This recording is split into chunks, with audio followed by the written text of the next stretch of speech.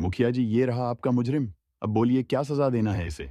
Inspector साहब, ले जाइए इसे और डाल दीजिए जेल में। इसने सभी गांव वालों के नाक में दम कर रखा था। नहीं मुखिया जी, मैंने कोई चोरी नहीं की है। पक्का मुझे फंसाया जा रहा है। तभी वहां प्रभाकर आ जाता है और इंस्पेक्टर से कहता है। रुकिए इंस्पेक्टर साहब, ये बल्लू चोर नहीं है। चोर तो ये मुखिया है। अगर आपको पकड़ना है तो इस मुखिया जयपाल को पकड़िए। यही है जिसने सभी गांव वालों को लूटा है।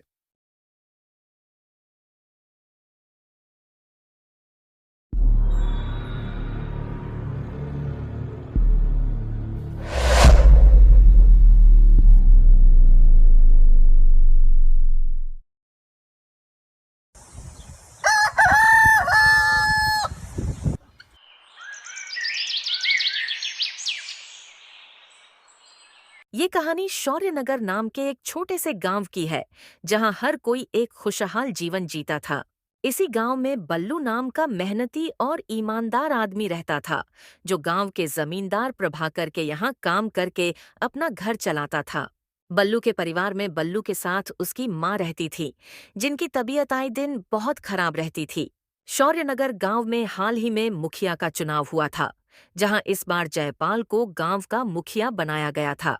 जयपाल को इस बार मुखिया सिर्फ इसलिए बनाया गया था क्योंकि उसने गांव वालों को बहुत बड़े बड़े वादे किए थे कि वो गांव में पक्की सड़कें और उच्च स्तर के अस्पताल और स्कूल बनवा देगा। गांव के लोगों ने भी गांव के तरक्की के चलते जयपाल को भारी मतों से गांव का मुखिया बना दिया था। जयपाल की छवि वैसे तो गांव वालों के सामने बहुत ईमानदार और नेक दिल प्रकार की थी, पर वो बहुत लालची और ठग प्रवृत्ति का व्यक्ति होता है।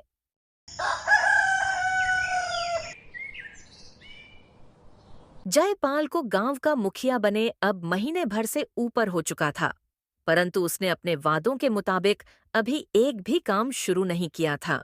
एक दिन इसी सिलसिले में गांव के पंचायत के कुछ सदस्य आपस में बात कर रहे होते हैं। भाई गिरधर, गांव के सर्वसम्मति से जयपाल गांव का मुखिया तो बन गया है, परंतु उसने अब तक अपने वादों के हिसाब से किसी भी काम की शुरुआत नहीं की है। हाँ भाई, पर तुम काम की बात कर रहे हो। मुखिया बनने के बाद तो मुझे लगता है कि वो अब तक किसी को नजर भी नहीं आया है। भाई, पर ऐसे तो काम नहीं चलेगा, क्योंकि उसने कुछ नहीं किया तो हम गांव के पंचों पर भी लांछन लगेगा कि हमने गलत व्यक्ति का साथ देकर उसे मुखिया बना दिया। हाँ भाई, बात तो तुम सही कह रहे हो। हमें उससे मिलकर इस सिलसिले में बात तो करनी होगी। तो कल चलते हैं हम दोनों। एक बार मिलकर आते हैं, देखते हैं क्या बोलते हैं मुखिया जयपाल जी।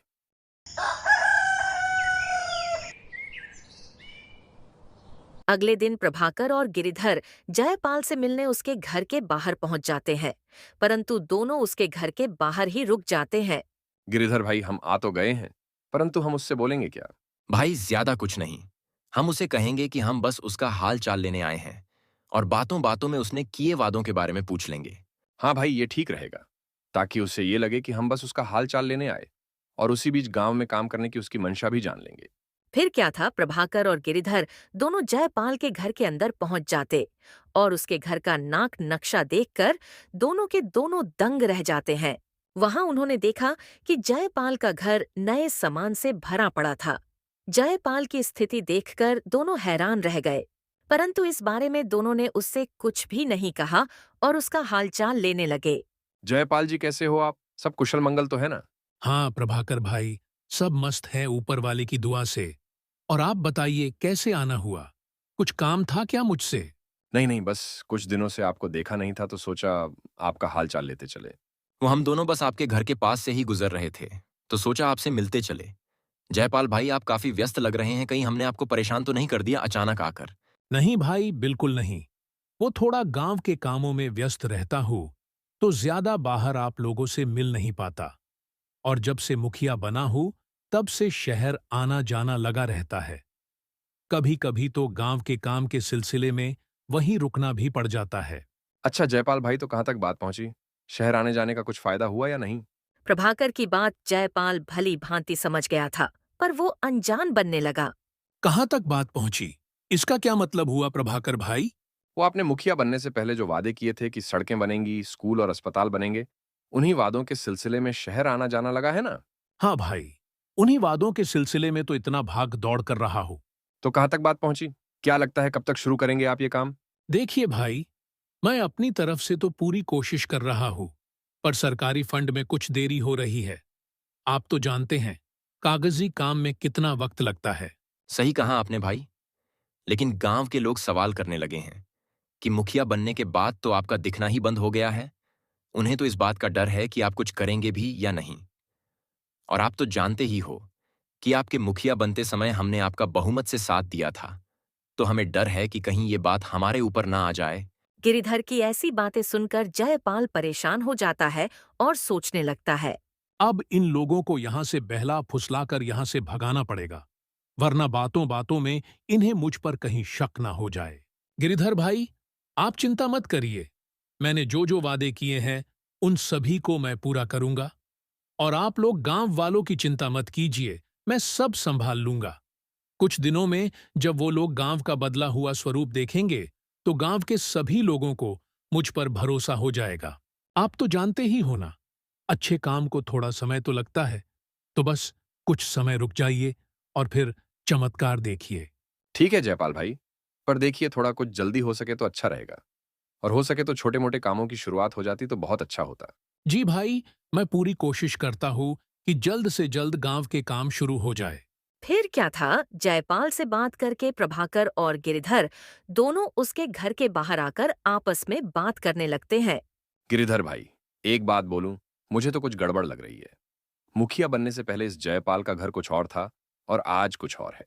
हाँ भाई, बात तो तुम पते की कह रहे हो। मुझे भी उसके घर के साजो सामान को देखकर कुछ गलत तो लग रहा है। हमें इसके हरकतों पर नजर रखनी होगी, कहीं ये कोई गलत काम ना कर रहा हो जिसकी वजह से पूरे गांव को पछताना पड़ जाए। हाँ भाई, क्योंकि अगर ये कोई गलत काम करेगा तो इसके साथ तो हमें भी घसीटा जाएगा, क्योंकि हम भी तो इसके जीत में बहुत बढ़ चढ़कर मनोरंजन कर रहे थे। गिरिधर और प्रभाकर के मन में जयपाल को लेकर शक बढ़ते जा रहा था।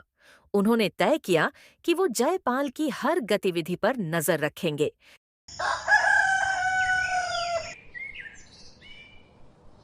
ऐसे ही कुछ दिन और बीत जाते हैं और अचानक अब गांव में चोरियां होनी शुरू हो चुकी थीं। चोर कभी किसी के यहाँ से पैसे चुरा लेते थे तो कभी किसी के यहाँ से उनके घर का महंगा सामान। ये सारे चोर मुखिया जयपाल के आदमी थे। वो गांव में सभी के यहाँ चोरी करवा रहा था ताकि कुछ समय में सभी लोग परेशान हो जाएं और सभी गांव वालों की मालिया हालात खस्ता हो जाए। फिर वो लोग इसके पास आकर पैसे उधार लें और उसके बदले ये उनकी जमीन अपने पास रख सके। धीरे धीरे चोरियों की वारदात बढ़ने के कारण गांव के सभी लोग परेशान होने लगे थे। इसी बीच एक दिन बल्लू के घर भी चोरी हो जाती है, परंतु उस वक्त वो सोया हुआ था, जिस कारण उसे अब तक इसकी भनक नहीं लगती है।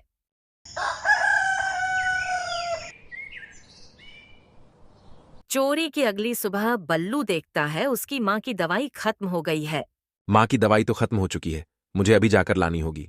बल्लू दवाई लेने के लिए जब पैसे अपने पैसों के डिब्बे से निकालने जाता है तो देखता है पैसों का डिब्बा पूरा खाली है। हे भगवान, ये क्या हो गया? मेरे घर पर भी चोरी हो गई। अब मैं क्या करूं? मुझे जल्द से जल्द घर का और सामान भी देखना होगा। चोरी का पता लगने पर बल्लू घर का बाकी सामान का जायजा लेने लगता है। बल्लू जैसे ही अलमारी खोलता है वो देखता है वो भी पूरी तरह से खाली है। अब बल्लू बुरी तरह से परेशान हो जाता है। चोरों ने पैसों के साथ साथ मेरे माँ के गहने भी चुरा लिए। अब मैं माँ से क्या कहूंगा? माँ को चोरी की बात पता चली तो वो बहुत परेशान हो जाएगी। मुझे ये बात माँ को बिना बताए जल्द से जल्द मुखिया जी के पास जाना होगा और उन्हें इस चोरी के बारे में बोलना होगा। अब वो ही मेरी मदद कर सकते हैं। फिर क्या था, बल्लू अपनी माँ को चोरी की बात न बताते हुए सीधे मुखिया जयपाल के घर के लिए निकल जाता है। कुछ देर में वो मुखिया के घर पर पहुंच जाता है। बल्लू को देखकर मुखिया बोलता है, अरे बल्लू भाई, कैसे हो? सब ठीक तो है? अचानक कैसे आना हुआ? मुखिया जी, मेरे घर में चोरी हो गई है। चोरों ने मेरे सारे पैसे और माँ के थोड़े बहुत जो गहने थे उन्हें भी चुरा लिए। मैं बहुत परेशान हूं। मेरी माँ की तबीयत खराब रहती है, अब उनके इलाज के लिए भी पैसे नहीं हैं। आपसे मदद की उम्मीद लेकर आया हूं। बल्लू की बात सुनकर वैसे तो जयपाल को फर्क नहीं पड़ता है, पर वो बल्लू के सामने दिखावा करने लगता है। क्या तुम्हारे घर भी चोरी हो गई? ये तो बहुत बुरा हुआ बल्लू। गांव में चोरी की घटनाएं बढ़ती जा रही हैं। तुम चिंता मत करो, मैं खुद इस मामले को देखूंगा। मैं जल्द से जल्द इन चोरों को पकड़ने का इंतजाम करता हूं। मुखिया जी, जो भी करना है जल्दी कीजिए। मैं बहुत गरीब हूं। मैंने किसी तरह मेहनत मजदूरी करके वो पैसे बचाए थे ताकि माँ का शहर जाकर इलाज करा सकूं, पर वो भी चोरी हो गए। माँ को तो अभी तक ये पता भी नहीं है। अगर उनको पता चला तो वो मुझसे ज्यादा परेशान हो जाएंगी। बल्लू भाई, परेशान मत हो, मैं बोल रहा हूं ना। मैं आज ही जाकर इंस्पेक्टर साहब से मिलकर आता हूं और गांव में गश्त बढ़ाने बोलता हूं। हाँ मुखिया जी, अब आप ही कुछ कर सकते हैं। उन चोरों को जल्दी से पकड़ के मुझे मेरे पैसे और गहने वापस दिलवा दीजिए। बल्लू मुखिया की बात सुनकर थोड़ी राहत महसूस करता है और वहां से निकल जाता है। बल्लू इसी परेशान हालत में जमींदार प्रभाकर के यहाँ खेत पर काम करने चला जाता है। पर बल्लू जब वहां पहुंचा तो उसको परेशान देखकर प्रभाकर ने उससे पूछा। क्या हुआ बल्लू? इतने परेशान क्यों हो? कुछ हुआ है क्या? हाँ सेठ जी, कल रात मेरे यहां भी चोरी हो गई। चोरों ने घर से सारे पैसे और माँ के गहने दोनों चुरा लिए। अब मेरे पास माँ के दवाई के लिए भी पैसे नहीं हैं। बल्लू, तू उसकी चिंता मत कर। माँ के दवाई के पैसे मैं तुझे अभी दे देता हूँ। प्रभाकर तुरंत कुछ पैसे बल्लू को दे देता है। धन्यवाद सेठ जी, आपने ये पैसे देकर मुझ पर बहुत बड़ा एहसान किया है। धन्यवाद छोड़, पर पहले ये बता, पुलिस में रपट लिखाई या नहीं अब तक? नहीं सेठ जी, अभी तो नहीं। बस मुखिया जी को बोल दिया है, तो उन्होंने दिलासा दिया कि वो जल्द से जल्द चोरों को पकड़वा कर मुझे मेरे पैसे और गहने लौटा देंगे। अच्छा ठीक है, तू आज काम रहने दे। जा पहले माँ की दवाई लेकर घर चले जा। तब तक मैं भी मुखिया से मिलकर इन बढ़ते चोरी के सिलसिले में बात करके आता हूँ। फिर क्या था, बल्लू वहां से अपने घर निकल जाता है और प्रभाकर गिरिधर से मिलने चला जाता है। प्रभाकर गिरिधर से मिलने जाता है और उसके घर के बाहर पहुंचकर आवाज लगाता है। गिरिधर भाई सुनो, बाहर आओ। प्रभाकर की आवाज सुनकर गिरिधर अपने घर के बाहर आ जाता है। अरे प्रभाकर भाई, क्या हुआ? इतने परेशान क्यों दिख रहे हो? गिरिधर भाई, अब मामला गंभीर होता जा रहा है। गांव में चोरियां बढ़ती ही जा रही हैं। अब तो बल्लू के घर पर भी चोरी हो गई है। ये तो बड़ी चिंता की बात है। बल्लू पहले ही गरीब है, उस पर ये चोरी। मुखिया ने कुछ कहा इस बारे में? बल्लू ने तो मुखिया को अपनी समस्या बताई और मुखिया ने उसे बस आश्वासन दिया है। पर मुझे शक है कि इस चोरी के पीछे कुछ और ही खेल है। जयपाल की हरकतें पहले से ही संदिग्ध लग रही थीं।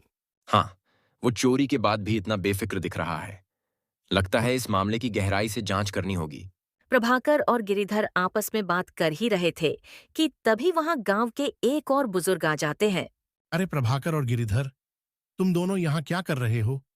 मैंने सुना कि चोरी की घटनाएं बढ़ती जा रही हैं। क्या तुम्हें लगता है कि कोई बाहरी है या ये गांव का ही कोई आदमी है? चाचा जी, हम भी यही सोच रहे हैं। पर एक बात है, जब से जयपाल मुखिया बना है तब से गांव में ऐसी घटनाएं शुरू हुई हैं। हो सकता है इसमें उसका भी हाथ हो। मुखिया जयपाल, पर क्यों? तुम्हें ऐसा क्यों लग रहा है? चाचा जी, मुखिया बनने के बाद जयपाल का रहन सहन अचानक बदल गया है। उसका घर महंगे सामान से भरा पड़ा है और अब ये चोरियां, सब कुछ संदिग्ध लग रहा है। अगर ऐसा है तो हमें उसके खिलाफ सबूत जुटाने होंगे। बिना सबूत के गांव वाले हमारा साथ नहीं देंगे। पर सबसे पहले तुम एक काम करो, एक बार उससे मिलकर चोरी की बढ़ती वारदात के सिलसिले में बात करके आओ और देखो वो क्या बोलता है। अगर लग रहा है कि वो कुछ छुपा रहा है, फिर उसके खिलाफ सबूत इकट्ठा करना शुरू कर देना। हाँ, सही कहा चाचा आपने। हम पहले एक बार उससे मिलकर आते हैं। अगर कोई गड़बड़ लगी तो हम सबूत जुटाना शुरू कर देंगे। फिर क्या था, प्रभाकर और गिरिधर ने अगले ही दिन मुखिया जयपाल से मिलने का निर्णय लिया।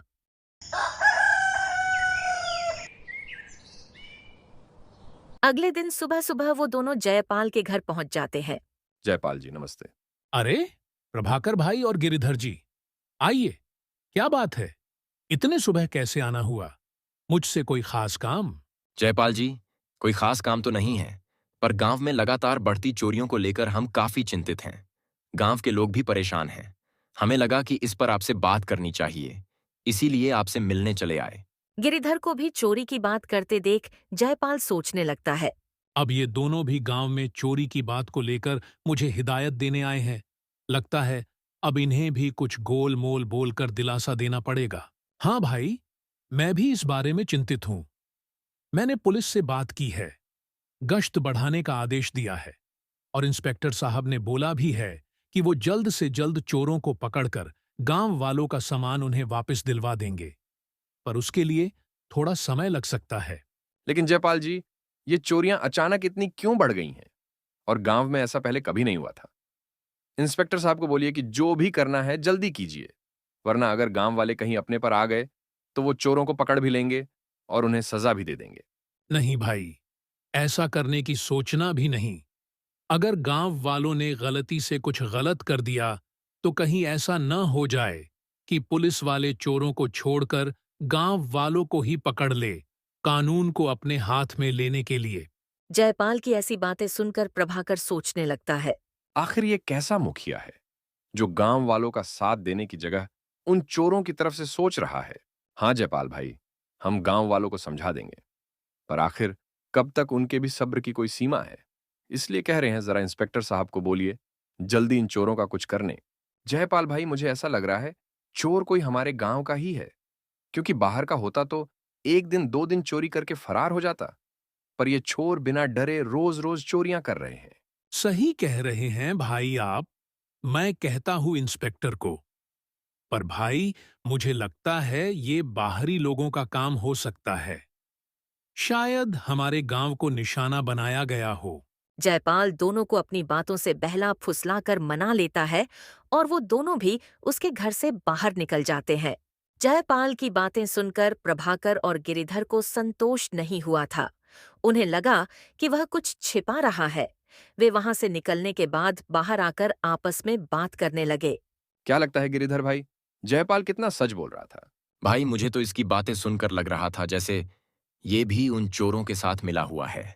हाँ भाई, वो बोल तो ऐसे रहा था जैसे कि अगर उन चोरों के साथ हमने कुछ किया तो उससे इसको बहुत नुकसान हो सकता है। तो फिर आज रात से जरा गांव में पहरा लगाना पड़ेगा, तभी तो इसकी असलियत बाहर आ पाएगी। यहाँ प्रभाकर और गिरिधर जयपाल के खिलाफ सबूत जुटाने की सोच रहे थे और वहीं दूसरी तरफ जयपाल इस चोरी के लिए किसी को फंसाने की तरकीब बनाने लगता है। अब गांव वालों को इस चोर से मिलवाना पड़ेगा, वरना कहीं मेरे आदमी पकड़े गए तो मेरे सारे राज खुल जाएंगे। एक काम करता हूँ, बल्लू को इस चोरी के इल्जाम में फंसा देता हूँ। वैसे भी वो बहुत गरीब है और उसकी माँ भी बीमार है, तो लोगों को लगेगा कि ये अपने माँ के इलाज के लिए चोरी कर रहा होगा। इसी कारण वो अच्छा मोहरा रहेगा और एक चोर पकड़ा गया तो गांव वालों का ध्यान उस पर चला जाएगा। फिर कुछ दिन इस काम को बंद करवा दूंगा और जब गांव के लोग निश्चिंत हो जाएंगे तभी ये खेल फिर से शुरू करवा दूंगा। वैसे भी अभी तक अच्छा खासा माल जमा हो चुका होगा। फिर क्या था, जयपाल तुरंत अपने शातिर चोरों को बुला लेता है और उन सभी को चुराया हुआ कुछ सामान बल्लू के घर के बाहर गाड़ आने बोलता है।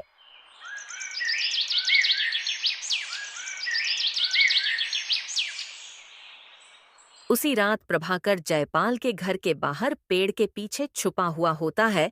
तभी दो लोग, जिनके चेहरे पर नकाब था, उसके घर से बाहर निकले, जिन्हें देखकर प्रभाकर सोचने लगा। हो ना हो, यही है वो चोर जिन्होंने गांव वालों के नाक में दम कर रखा है। पर ये लोग अपने साथ ये पोटली लेकर कहाँ जा रहे हैं? एक बार इनका पीछा करके देखता हूँ कहाँ जा रहे हैं। फिर क्या था, प्रभाकर उन लोगों का पीछा करने लगता है। पीछा करते करते वो बल्लू के घर के बाहर आ जाता है। वहां वो देखता है, वो दोनों बल्लू के घर के बाहर खड्डा खोदकर वो पोटली उसमें छुपा रहे हैं। चल भाई, मालिक के कहे अनुसार इसे तो छुपा दिया। अब बाकी का चुराया हुआ माल मालिक के यहाँ जाकर गाड़ देते हैं, क्योंकि मालिक आखिर गांव के मुखिया हैं, उन पर कौन शक करेगा। तू उसकी चिंता क्यों कर रहा है? वो माल तो मालिक के पास सही सलामत है। यहाँ ये दोनों आपस में बात कर रहे होते हैं। वहीं इन दोनों से थोड़ी दूरी पर खड़े प्रभाकर ने इनकी बातें सुन ली थी। फिर वो दोनों वहां से बाकी का चुराया हुआ माल लेने फिर से जयपाल के घर की ओर चल देते हैं। प्रभाकर फिर से उन दोनों का पीछा करने लगता है। फिर जब वो जयपाल के यहाँ पहुंचा तो उसने देखा कि वो दोनों एक बड़ा सा संदूक जयपाल के घर के पास वाले पेड़ के नीचे गाड़ रहे होते हैं। अच्छा, तो सारा चोरी का माल यहाँ छुपा दिया और थोड़ा माल बल्लू के घर के यहाँ रखकर बल्लू को फंसाने की साजिश करने वाले हैं। ठीक है, कल देखो मैं क्या खेल खेलता हूं। मुखिया जी, पुलिस को भी तुम खुद बुलाओगे और पुलिस आकर तुम्ही को पकड़ेगी। फिर क्या था, प्रभाकर तुरंत से गिरिधर से मिलने उसके घर पहुंच जाता है और उसको सारी बात बता देता है और साथ ही साथ उसको मुखिया को फंसाने की तरकीब भी बता देता है।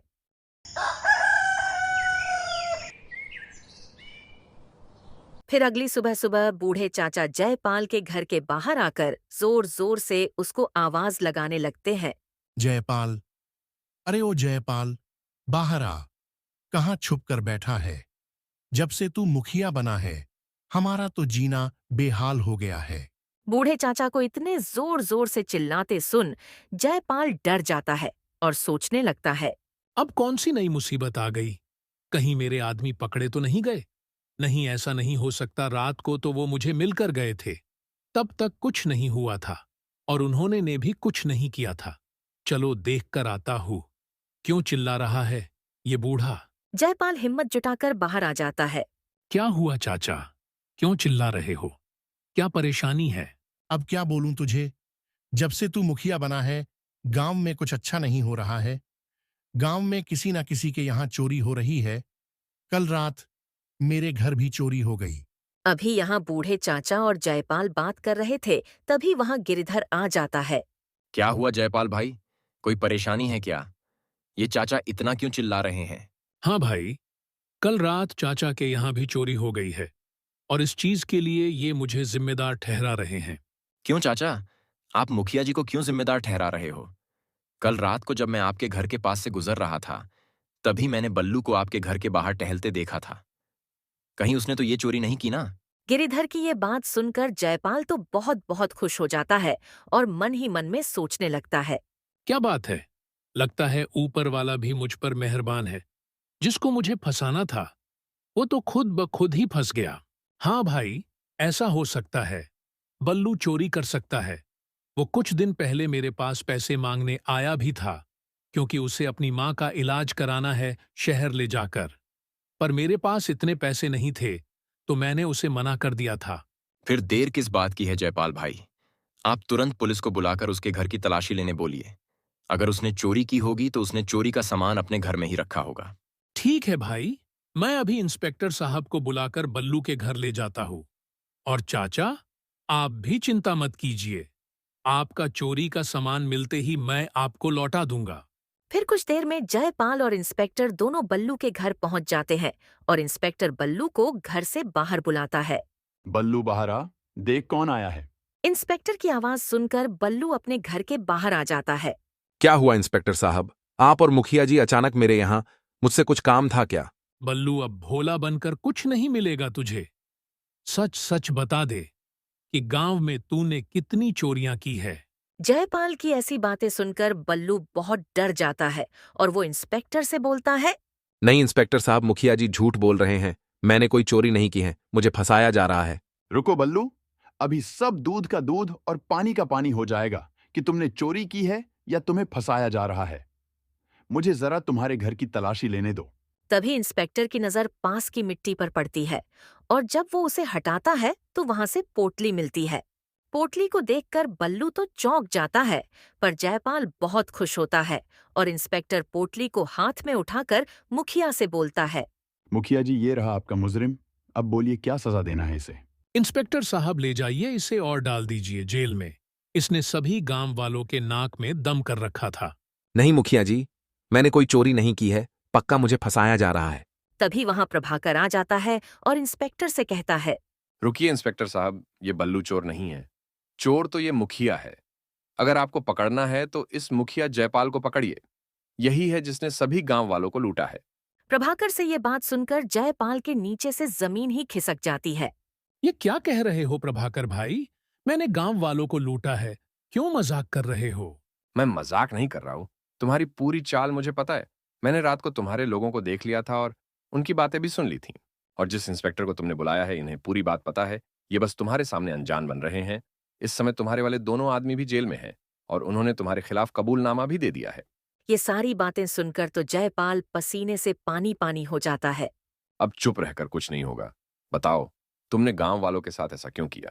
जयपाल को समझ गया था कि अब चुप रहकर भी उसको कोई फायदा नहीं था, इसलिए उसने अपनी सारी कहानी सुनानी शुरू कर दी। मुखिया बनना तो मेरे तरकीब का एक हिस्सा था। मैं इस गांव के सभी लोगों से उनकी जमीन लेकर शहर के एक बड़े व्यापारी को देने वाला था, ताकि वो यहाँ एक चीनी मिल खोल सके, और उसके बदले वो मुझे बहुत सारे पैसे देने वाला था। पर मेरे सीधे मांगने से तो शायद कोई राजी नहीं होता। तो मैंने सोचा कि लोगों को किसी भी तरह से परेशान करके उनकी जमीन छीन लूं, और मुझे सबसे आसान यही लगा कि अगर लोगों के यहाँ चोरी करवा के उनकी मालिया हालात को बदतर से बदतर बना दूंगा, और फिर वो लोग पैसों की मदद के लिए मेरे पास आएंगे, और पैसे देने के बहाने मैं उनकी जमीन अपने नाम करवा लूंगा। फिर क्या था, जयपाल के मुंह से उसकी पूरी हकीकत सुनने के बाद इंस्पेक्टर उसे अपने साथ ले जाते हैं। धन्यवाद सेठ जी। अगर आप अपनी चतुराई नहीं दिखाते तो मुखिया जी पूरे गांव के सभी चोरियों का जिम्मेदार मुझे ठहराकर मुझे अंदर करवा देते।